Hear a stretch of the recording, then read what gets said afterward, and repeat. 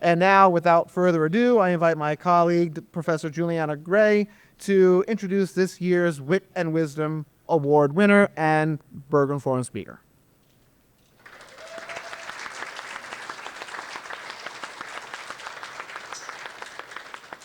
All right.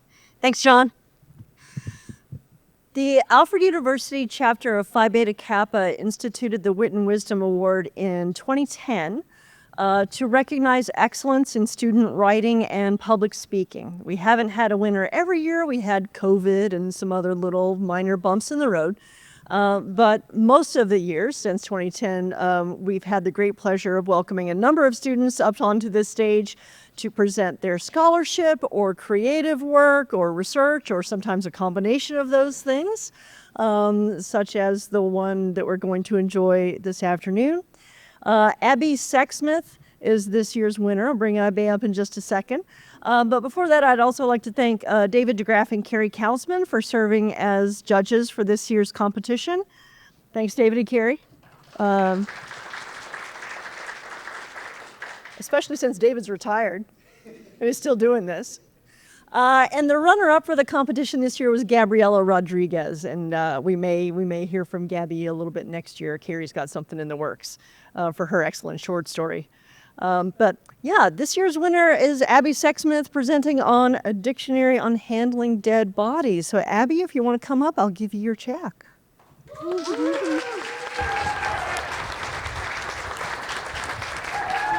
Thank you. Wait. Stay share. All right. Deep breath. Thank you, everyone. Can you hear me okay? Is the mic working? All right, I see a lot of thumbs up. Thanks for all of you guys for coming today. I'm really excited to present my work and the research that I've done. Yeah, so let's jump right in.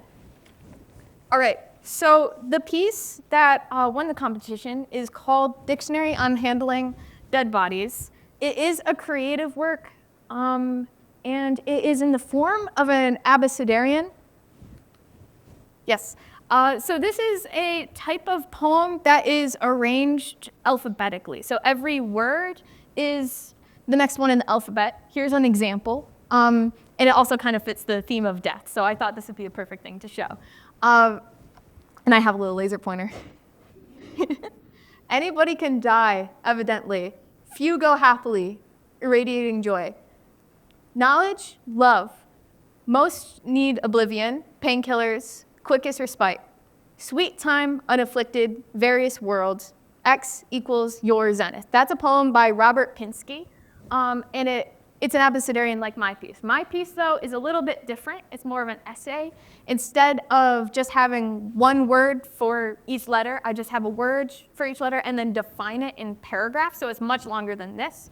But I thought I'd go ahead and explain that before we really jumped in. Okay, so before we get into it, first of all, a content warning. If you couldn't judge from the title slide, this is a lot about death. There will be a lot of discussions of dead bodies and some pictures of dead bodies, one of a deer, one of humans, but I will give a good warning before each picture. Okay, so jumping in. So this piece was really exploring the idea, for me, why humans would be so disturbed by decomposing bodies. And that question, it just, because the piece is about comparing a human funeral to a dead deer on the side of the road that I saw. And I was very disturbed by the deer. No shots to hunters. I have nothing against hunters, but seeing a decomposed body, I thought was very disturbing. I thought, why is that? A couple of the reasons that popped to my mind first included maybe it just morally feels wrong or disrespectful to leave bodies to decompose. Maybe because as we evolved, it would have attracted predators, brought it to our villages 100 or thousands of years ago. Maybe it's a cleanliness thing. I am a big germaphobe, if you know me. And also just thinking about the diseases that could be from dead bodies, and like when you think of the paintings of bodies piling up during the Black Plague and those kind of times. It's a reminder also of our own mortality. I wondered if that could potentially be one of the reasons. And then I asked one of my close friends what she thought a good reason would be, and she replied, yucky, which I agree, pretty yucky. Yeah, but so I spent a lot of time going down this route of trying to explain why bodies are disturbing, and why I might have felt that way. But I ran into 3 things that I was just getting wrong about death. First off, oh wow, the numbers are wrong here. First off, that my feelings are something new and something modern. Like, I felt as if, as a human, like thousands of years ago, like they would have been chill with these kind of things for some reason. I'm gonna get on in that in a moment, but 2, not 1, 2, that it's purely about love, our treatment of the dead. And 3, that it's something that can be defined universally. That's another problem that I ran into. So, starting with why it's not something new or modern. Here's the origins of burial rites. So, humans have, since recorded history, had burial rites to deal with their bodies. Here's just a couple examples from very old civilizations, including ancient Egypt, many, many thousand years ago, Olmecs, sky burials, which we'll discuss in detail coming up, the Shia dynasty, and the Urnfield culture I thought was an interesting one. The 3 down here all have kind of similar, not burial rites and rituals, but ideas of burying people with objects, having intricate afterlives, and with some mummification things, especially done in ancient Egypt, which I'm sure you've all have kind of heard about. Yeah, but then there's a couple other interesting ones where like the Urnfield culture would cremate the remains of their people and bury them in fields and urns, urn fields, get it? And sky burials, I'll actually get to in the next slide. But since the beginning of humans, we've always done something with our dead. And that has differed highly on landscape. Warning, the next slide does have preserved dead bodies, but dead bodies still. So yeah, beware if you're sensitive to that. Okay, so here's a couple interesting burials. This is a picture of what potentially the Urnfield culture burials might have looked like. The illustration isn't specifically that culture, because it happened throughout the region in that time. But yeah, that's what that would have looked like. This is a classic, like, elite burial in Egypt. I'm not sure what kingdom it would have been from. And this, I thought was one of the most fascinating, is what's called a sky burial, done often in like Tibet, Nepal area where the ground's too hard to dig. And there's the idea of just leaving out a body so that it can kind of be returned to the environment through animals and scavengers kind of feeding off of it. I thought that was very fascinating and very different from like my Western point of view. So like learning about that especially, I was like, wow, I was definitely wrong on a lot of points about what death means. And then these 2 up here are both from like Indonesia, Indonesian tribes. The first one over here, those are dead bodies. The people, they preserve their dead for years and years until their burial, which, like I said, could be potentially years after the person's death, and they continue leaving offerings for them, having them live in their homes with them, and dressing them up, introducing them to new family members. I thought that was really fascinating. It is kind of like a very slow goodbye. This culture hangs up their coffins because in their religion, the closer to the sky your body is, the closer to their heaven. So they put them up with ropes and nails, and then eventually they will fall once they fully decomposed. Yeah, these are all, it just shows the wide variety of burial types that have spawned all around the world, all of them so unique, and all these very different from my Western Catholic view of what happens with dead bodies. Yeah, all right, so now to focus a little bit more on our culture. So in Western culture, in the medieval ages, way early medieval ages, that's like 500 AD to like 1000 AD-ish, death was actually seen as a collective destiny. Something that just kind of, you're like, oh, the church will handle it, we'll all be fine, we're all going to just about the same place, and I don't really need to worry about death myself. That was like the strong idea of the time. And then came the high medieval ages, which was about 1000 AD to 1500 AD-ish, where came the idea of dying your own death. It's no longer a team sport. Everybody has got to individually deal with the idea of, oh, I'm going to die. What's going to happen to me? Am I going to go to heaven or to hell? And this was also a time of great strife with like the Black Plague, totally changing our view of death. And even in illustrations, we can see like death becoming more active and more like, I don't think violence the word, but involved. Like I remember in one of the sources I read, it talked about how the images changed from death being something kind of more peaceful to like the skeletons are physically dancing with people or dragging them down. And I thought that was pretty fascinating. In the Age of Reason or the Enlightenment, around the like 1700s or so, came the idea of thy death, of having to honor others' deaths. Because it's like, well, I'm going to die. And now I'm starting to see outside of religion that your death also strongly affects me. So people started sprouting memorials that weren't 100% religious, because we see death kind of spreading outside of that specific religious sphere, not fear, as people started turning more towards science and philosophy in that time instead of just relying on religion for all the answers.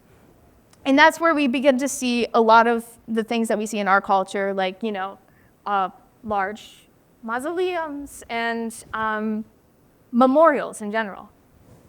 All right, now to today's culture. I thought this was pretty fascinating. So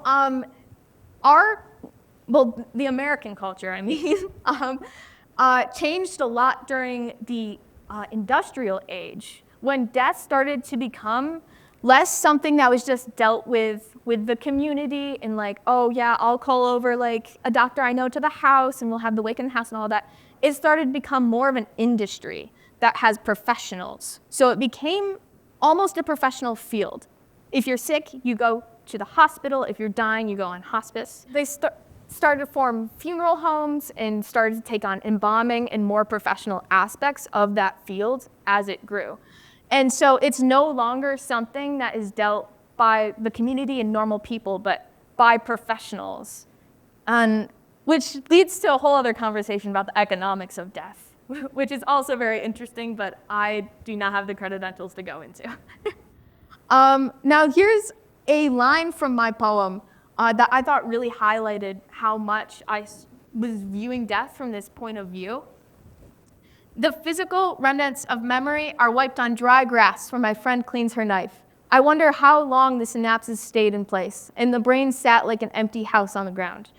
This line fully needs the leverage of the person's point of view of death, because I'm trying to show it is almost barbaric that like the brain's being wiped on the grass. But like, if this had taken place in an autopsy room, then it would have lost a lot of that shock value of it. But then, just because it's outside, like I saw it, is like, oh yeah, that seems gross, that seems disgusting, but like, that's just my point of view, because I wouldn't have questioned it if it was in another location. And it really shows that this is the idea that I was going off of, that regular people don't and shouldn't seem to handle death. That's the idea that I had. All right, moving on.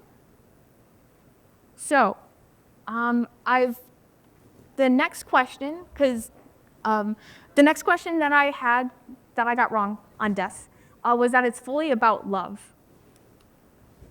It's about the living. Okay, so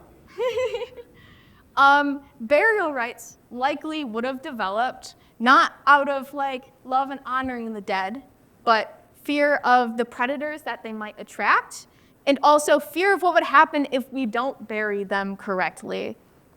We've got an image of, well, wolves tearing apart a deer. Definitely that would have been a high concern, because you don't want to attract predators to where you live.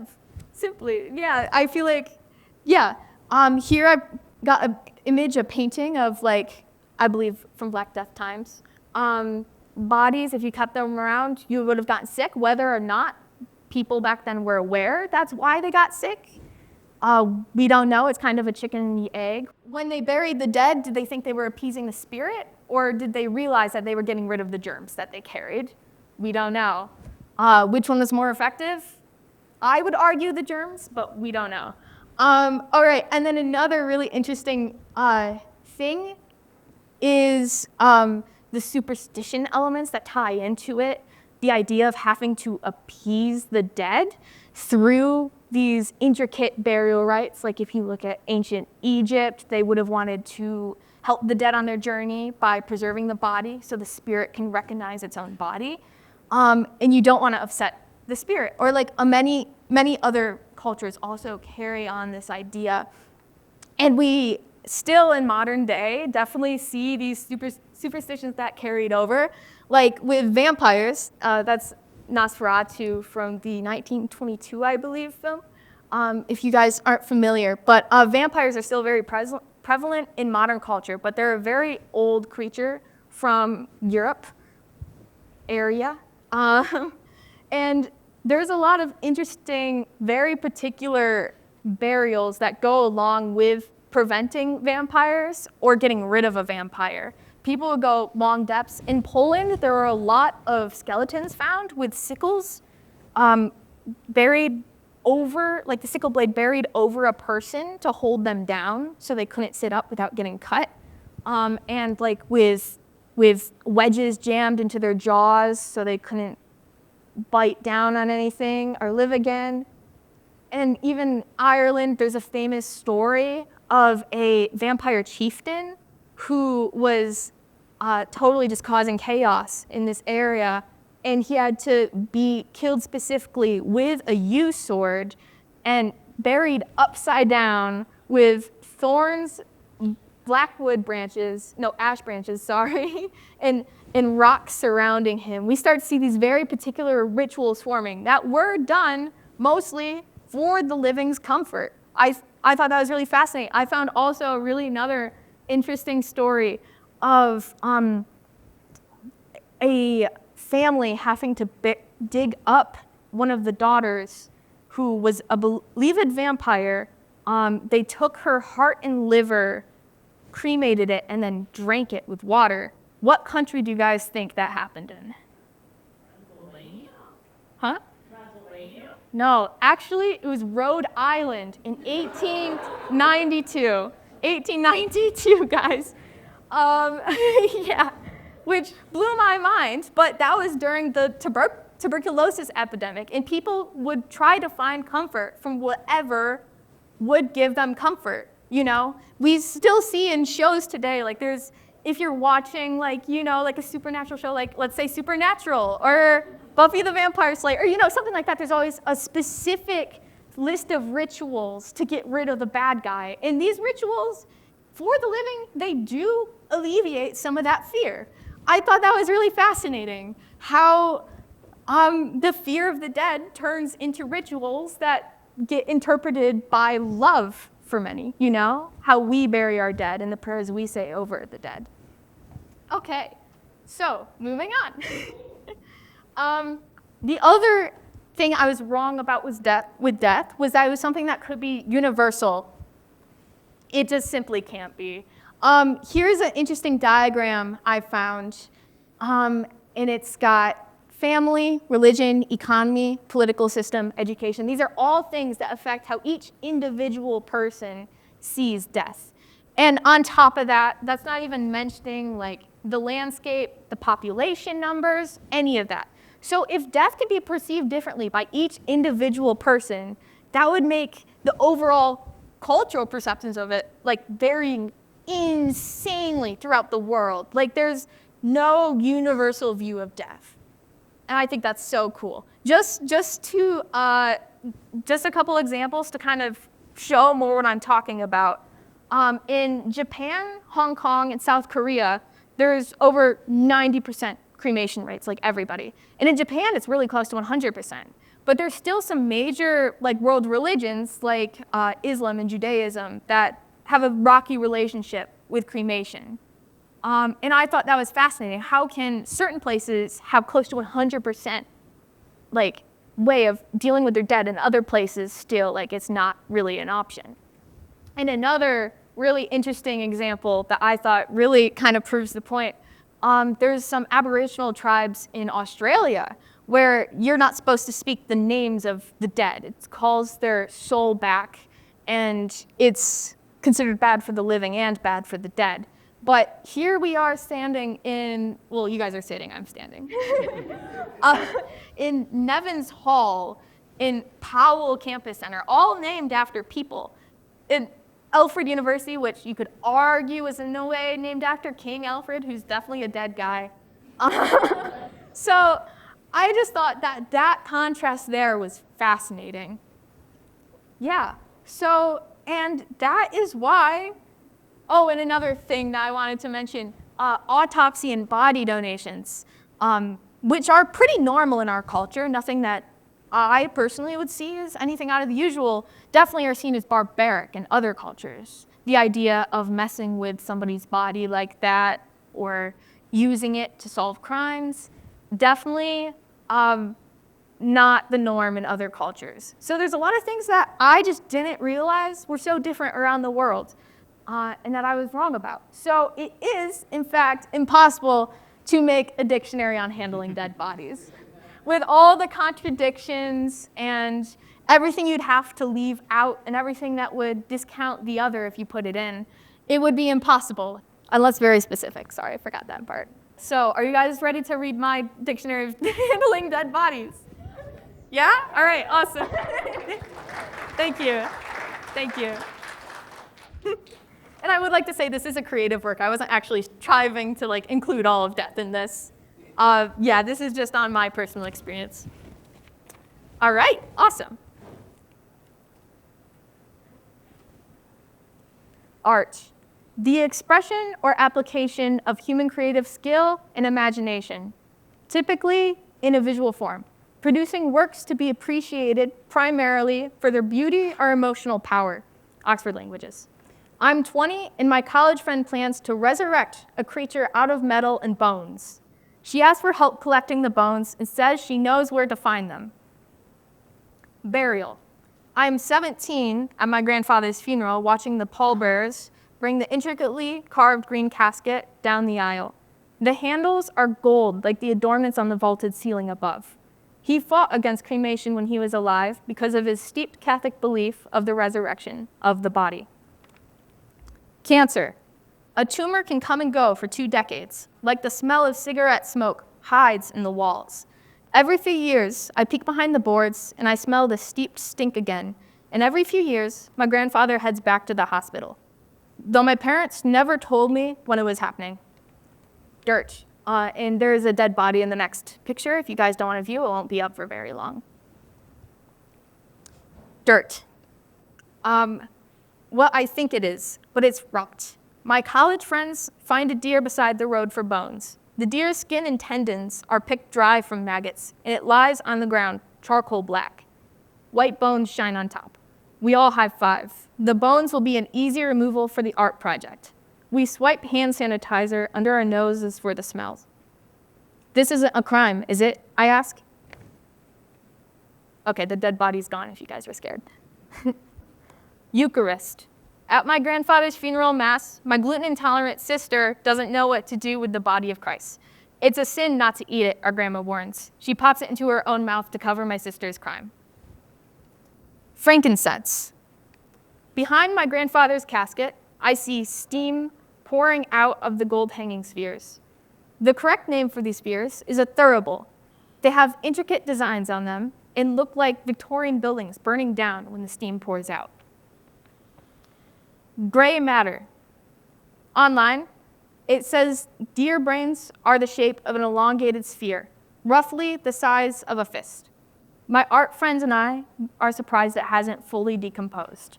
The physical remnants of memory are wiped on dry grass where my friend cleans her knife. I wonder how long the synapses stayed in place and the brain sat like an empty house on the ground. Haddock. On a Friday in Lent, my mother picks me up from preschool and helps me out of my coat. She says my dad is preparing fish for dinner. I see him wipe a knife on a towel as he cooks. Mom won't have any because she can't see anything once she's seen its eyes. Interim. We put the deer bones in a white plastic bag for the car ride home. Jelly. In the morning, before preschool, I sit at home as my mother spreads raspberry jelly on my bread. I ask why some people on TV say thanks for food. Who are they thanking?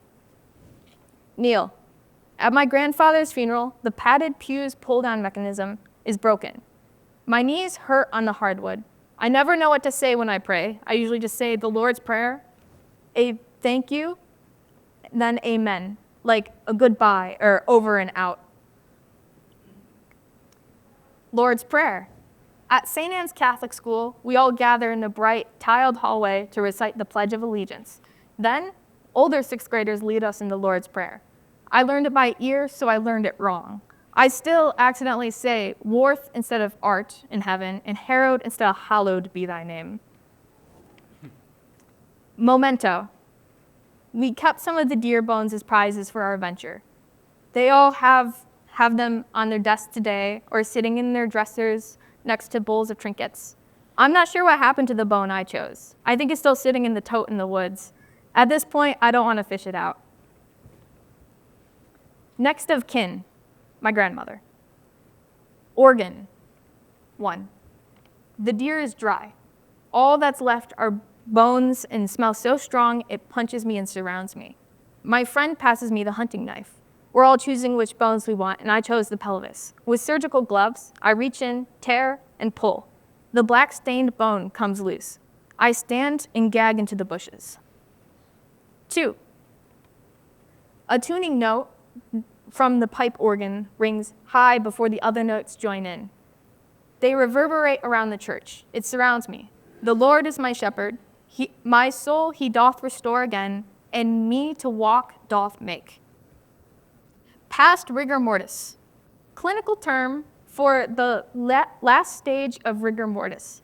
When my friend picks up the deer by a leg, we left, and moves it further from County Route 66, it walks beside us. It's stiff like an upside-down billboard. Its head stares at the sky. Whoa, we all cheer in unison. See, dirt. Respect.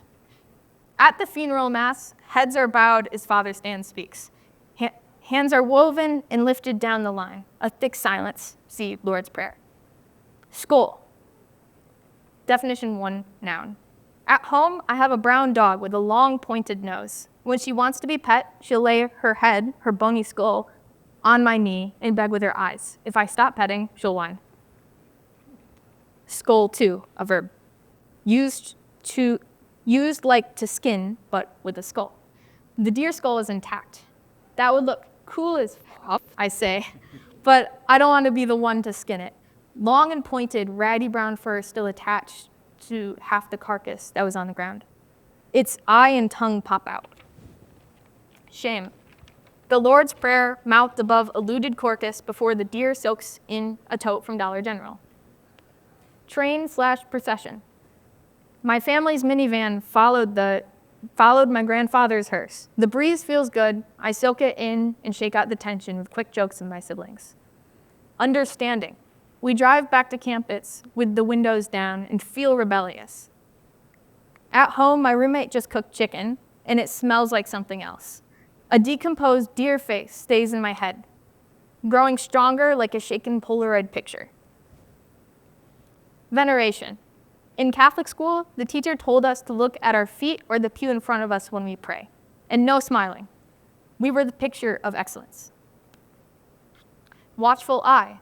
God sees all, it's supposed to be a comfort, but always made me uncomfortable. X eyes. In preschool, a friend draws X's over a stick figure's eyes. That's how you kill things. It's dead now. We both giggle. A teacher peering over our shoulders says we shouldn't talk about death and throws out the drawing. Youth. It's easy to feel invincible, and it's easy to question God when you don't need anything from him. Zenith. At the end of the funeral, the moon rose the same as any other night. And that is the end of the piece. Thank you.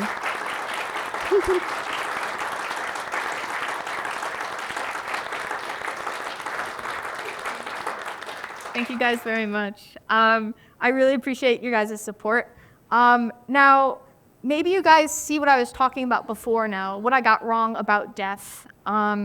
And though this is definitely a piece that's very unique to me, I see now just how unique to me it is, and that each one of us would make a different dictionary on handling dead bodies if we were asked to make one, which would be weird if we were asked to make one.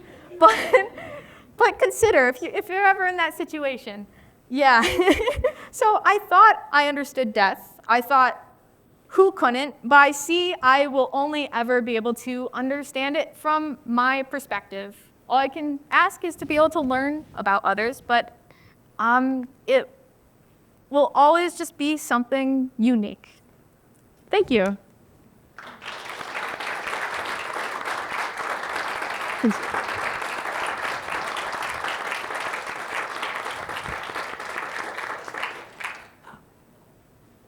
What questions do we have for Abby?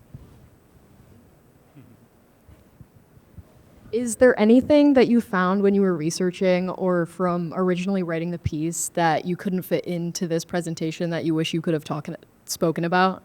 Oh, that's a toughie. Because they're definitely, actually, yes. So when I originally was doing research, I couldn't find a way to make it fit in, but I wanted to talk about how animals experience grief. I ended up going another route.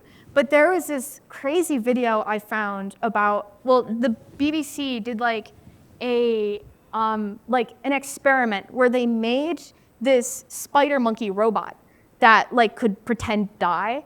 It looked alive and then it was suddenly dead. And they gave it to a bunch of other spider monkeys, and they just thought that it was another monkey, and then they had it die on them. And there's this crazy 3-minute video where the monkeys hold a vigil and they're checking its pulse, and it's insane. Yeah, I thought it was wild. I took a different turn on this, but thanks for the chance to get to speak about it, because I thought it was really interesting. Yeah, look it up, real story.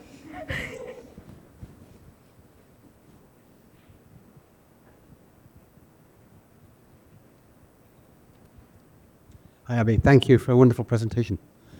When you had the list of reasons why, right at the beginning, reasons why people are disturbed by dead bodies, it occurred to me while you were talking, one of the things that you'd actually talked about was that they're scary. People are scared of dead bodies, which could be included in the list. And I think one of the reasons for that might be that the dead are seen as quite powerful. They may have supernatural powers, if you believe in ghosts and that kind of thing. That's just an observation. My question is this, that it occurs to me that while a lot of people would find a dead human body scary, we don't actually find dead animal bodies scary. We see them quite often on the side of the road. And we, at the same time, we still, we don't think of animals as quite equivalent to humans. But I know that my own children, even when their hermit crab died or their hamster died, we didn't throw it in the trash. We buried it, right? And I wondered if in your research you kind of given any thought to the way in which whether we sort of want to treat pets or familiar animals in any sort of ritualistic way or significant way, whether that's come up in your research.